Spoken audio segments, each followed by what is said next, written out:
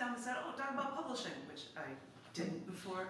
I run a thing where I edit 2 literary magazines, CC&D Magazine, Down and Dirt Magazine, which used to be a subset of CC&D Magazine. They're monthly, 108 pages, perfect bound little books, and they're a pain in the butt, but the better way they was it. But CC&D is my baby, and it's been around through a lot of stuff of mine. I've already passed the 27-year anniversary issue in June for the release because that's filled, and so, but that wasn't what I was going to actually talk about. That was I didn't make a New Year's resolution this year. I usually don't, but last year I decided I'd write a poem a day. And if you want to have a broken day, that's like, oh man, I've got to come up with something and do a poem. It should be 11 o'clock at night. I'd be working on something so I can get it out.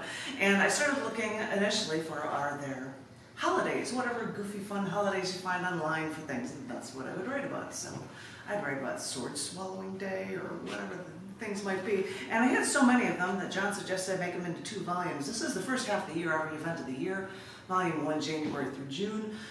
The July through December one's going to be like 294 pages. It's going to be longer than this one. It's like, there's a lot of stuff here. And it covers all sorts of weird topics, and that's why I thought I'd share with you. I think this is February 28th was actually the day they discovered DNA.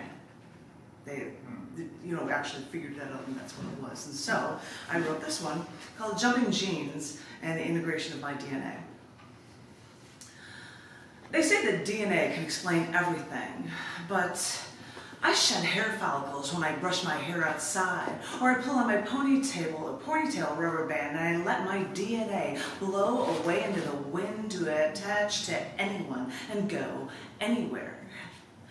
They say that DNA may link me to a violent crime, but my DNA can also link me to my ancestors, some of whom have done things far worse than I ever did.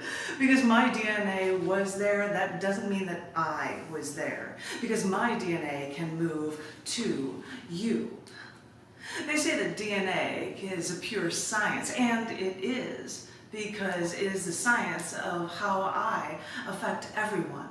People beyond me, since everywhere I go, I leave a biological part of me behind.